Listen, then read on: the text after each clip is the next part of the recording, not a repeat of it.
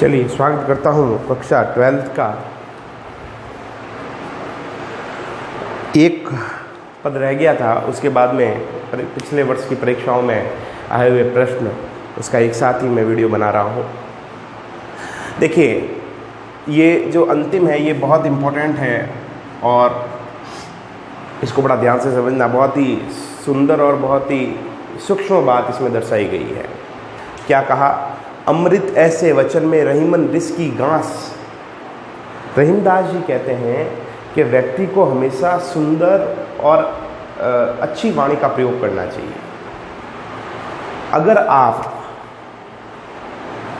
मीठे वचनों में कटु वाणी का प्रयोग करते हैं, मीठे वचनों के अंदर ही कटु वाणी का प्रयोग करते हैं, तो ये ठीक उसी प्रकार है जैसे मिसिरहु में मिली, कौन सा अलंकार है? उत्प्रेक्षा, नहीं सॉरी उपमा, माफ कीजिएगा, उपमा। जैसे ये मैंने लिखा था वाचक शब्द।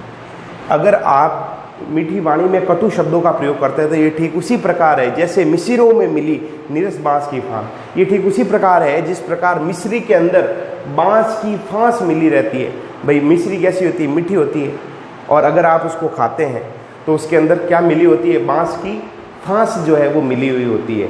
तो मीठे रस में नीरस यानी आपके बांस की क्या हो गई?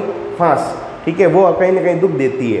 तो मीठे वचनों का प्रयोग करना चाहिए, सुंदर वचनों का प्रयोग करना चाहिए।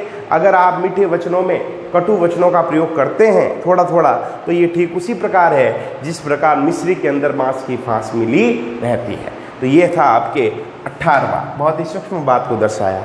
उसके बाद हम बात कर रहे हैं परीक्षाओं में आए हुए प्रश्न। बहुत ही इंपॉर्टेंट है, पता ही नहीं लगता कई बार कि भाई पूछा कहाँ से गया है, किस पार्ट से पूछा गया है। अभी तो अपन को जो ये पार्ट कर रहे हैं तो अपन को समझ में आ रहा है कि भाई हाँ रहीम से पूछा गया है, लेकिन वहाँ जब क्वेश्चन होते हैं सारे, उसके अंदर फिर अपन कंफ्यूज हो जाते हैं कि ये आया कहाँ से था। ठीक है, तो हर एक प्रश्नों को ध्यान से समझना है कि एक सादे सब सदे का क्या आशय है। अब सीधा पूछ लिया एक सादे सब सदे, यहाँ पर आपको वो पद याद करना पड़ेगा जिसके अंदर रहीमदास जी ने कहा था कि व्यक्ति को हमेशा एक लक्ष्य की ओर ध्यान देना चाहिए।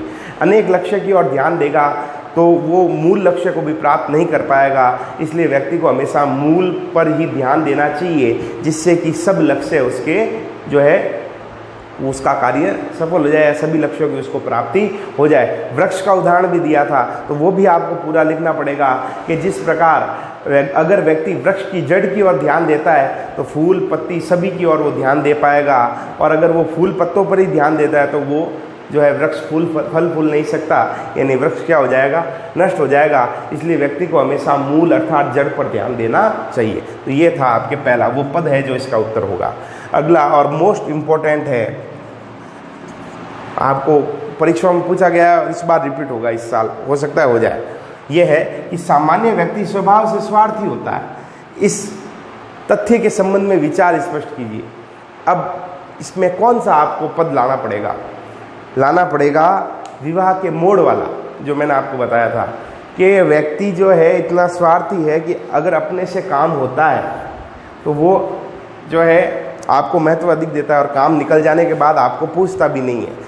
जिस प्रकार विवाह के समय मोड़ का महत्व होता है, फेरे होने के पश्चात उसको नदी में बहा दिया जाता है, यानी उसका महत्व जब खत्म हो जाता है तो उसको नदी में बहा दिया जाता है। नदी सिरावत मोर, याद कीजिए। तो जो है महत्व खत्म होने के पश्चात, समाप्त होने के पश्चात उसको कहाँ बहा दिया जाता है? नदी में। उसी प्रकार अगर जब व्यक्ति से काम निकल जाता है तो उसको कोई पूछता भी नहीं है। तो ये दुनिया जो है बड़ी स्वार्थी है, तो इसको अपने स्पष्ट कर दिया उदाहरण से। अगला है रहीम सज्जनों के प्रति कैसा व्यवहार रखने का परामर्श देता है। देखिए, ये ऐसे प्रश्न हैं जिसमें आपको डायरेक्ट संदेश पूछ लिए कि किस पद में कौन सा संदेश दिया। आपको पद नहीं पूछा है, आपको पद के अंदर जो संदेश दिया है उससे प्रश्न बना दिया है। तो ऐसे ही प्रश्न आते हैं। अगर लघुतरात्मक प्रश्न रहीम से आएंगे तो ऐसे ही आएंगे। ठीक है, कोई डायरेक्ट पद पूछ के आपसे नहीं पूछेगा। ठीक है, रहीम सज्जनों के प्रति कैसा व्यवहार रखने का परामर्श देता है। जैसे अब मोतियों वाला आप याद कीजिए, जिस प्रकार मोती बहुत ही अनमोल होता है और जब हम उसको अनमोल समझते हैं, मूल्यवान समझते हैं, तो अगर वो बार बार टूट जाता है तब भी हम उसको पिरोते हैं।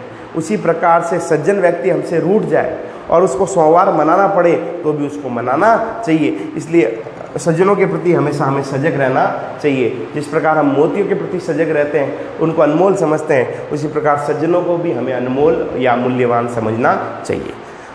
अगला, रहीम ने मिश्री के माध्यम से क्या सीख दी कि जिस प्रकार मिश्री में जो है मिश्री मीठी होती है, ठीक है, और मीठे रस में बांस की फांस जो है वो कटु वचनों के समान दुख देती है, या जो है उसके रस में, मीठे रस में बाधा उत्पन्न करती है। कौन?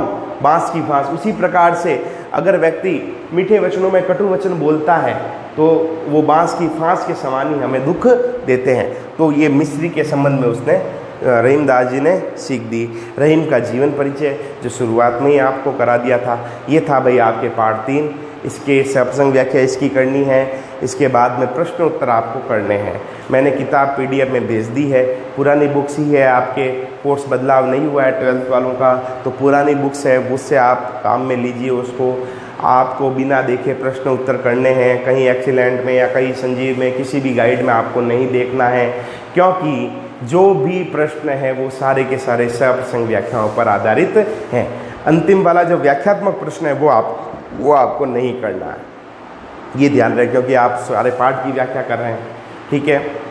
प्रश्न उत्तर आपको करने ही हैं, ठीक है। उसके बाद में ये प्रश्न आपको 5 प्रश्न हैं। जैसे जीवन परिचय शुरुआत में अगर आपने कर लिया है तो करने की ज़रूरत नहीं है, ठीक है, तो फिर 4 तक ही आपको करना है।